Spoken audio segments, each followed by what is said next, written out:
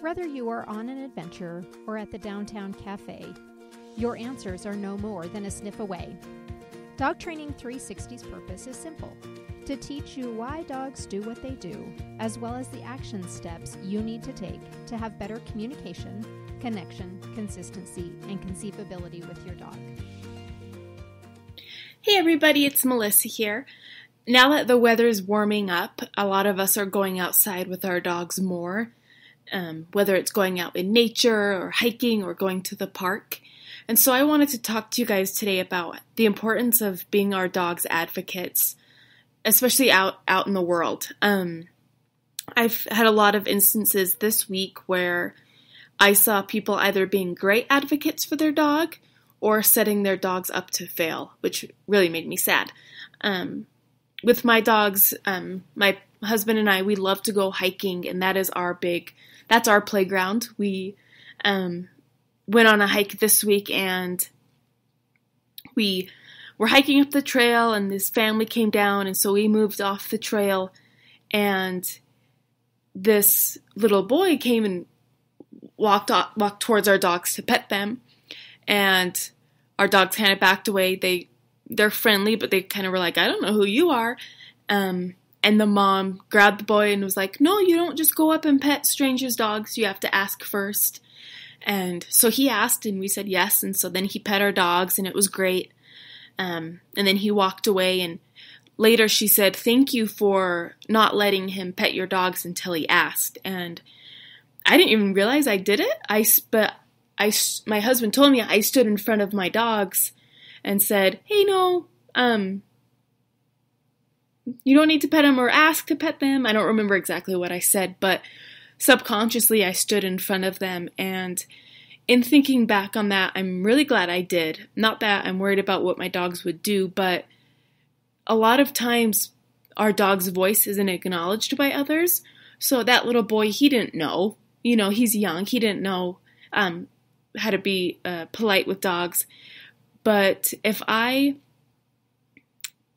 dogs were aggressive, for instance, and I didn't stand in front of them, or if they were uncomfortable with the situation and I stood by and let it happen, then that can create some problems. But instead, when we're out hiking, for example, make sure your dogs sit or go off the trail or be polite with others, and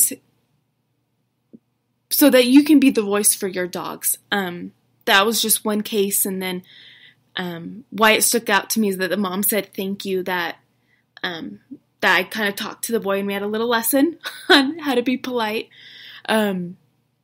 Later on that same hike, we were walking up the trail, and a dog came from behind us, almost pushed us over, ran up the trail, and we were worried that this dog was just loose. But then these two other people came up, and I asked them, like, is this your dog? Oh, yeah, he's fine. And I was worried. I didn't say anything. But if that dog ran up to an aggressive dog that was on leash, these other owners had no control over their dog, thereby setting their dog up for failure.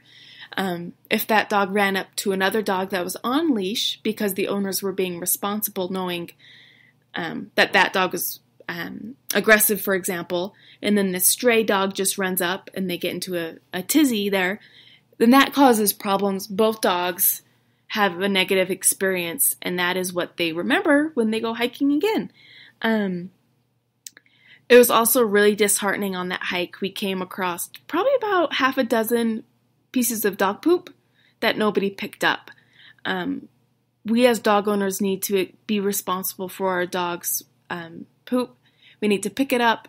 I know it's not the funnest thing in the world, but if we want access to these trails, we need to be responsible and pick up after our dogs. Other than that, it was a great hike. We got to play in the water, and it was just super fun to get outside. Some things that we have to be our dog's advocates hiking: we carry poop bags and water. That is what we kind of worry about for our dogs. You don't need to bring too much, but be aware of what your dog does need. We also brought leashes, of course. You never know when you need to put them on leash. So have a backpack. We have in our backpack also a little first aid kit. I know it might be overkill for an afternoon hike, but I've come across dogs that have needed some like wound treatment on the trails. And so I always want to be prepared. I never want anything to happen to my dog. We also have a doggy first aid kit in the wild.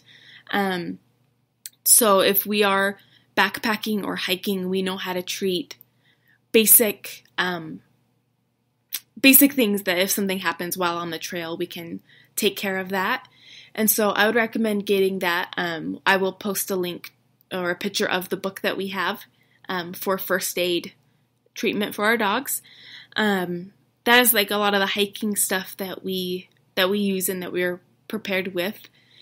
With urban obedience, that's something that we don't do that often, just because I don't like urban obedience places. I do it with my dogs, we bring them, but when you are going out and about, be prepared for what your dog's stress level is.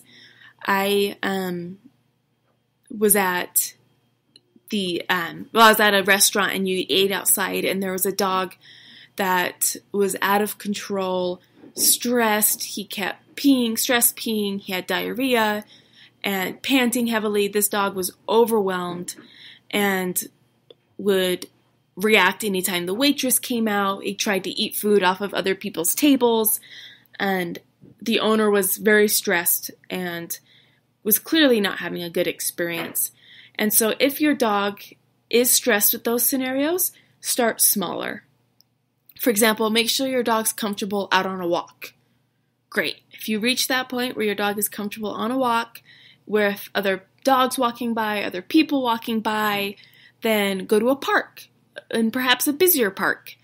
Go on a time that it's emptier, so during the work day, and then maybe go during a weekend on a Saturday when it's busier.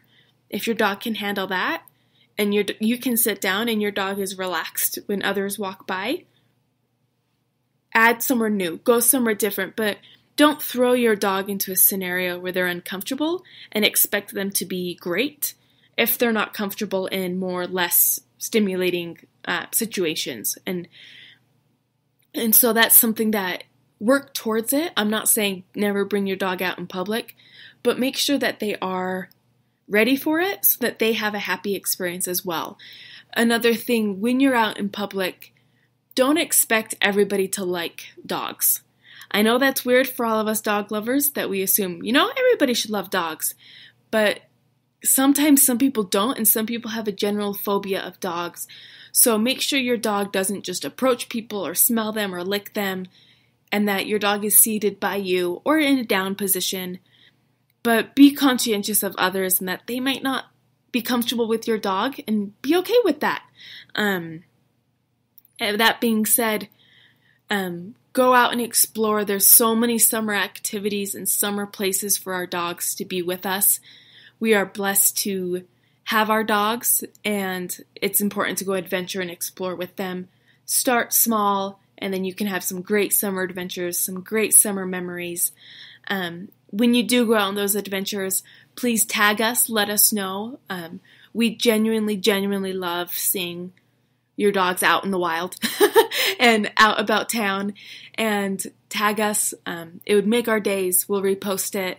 If you are needing some extra help or support, please don't hesitate to give us a call, send us an email.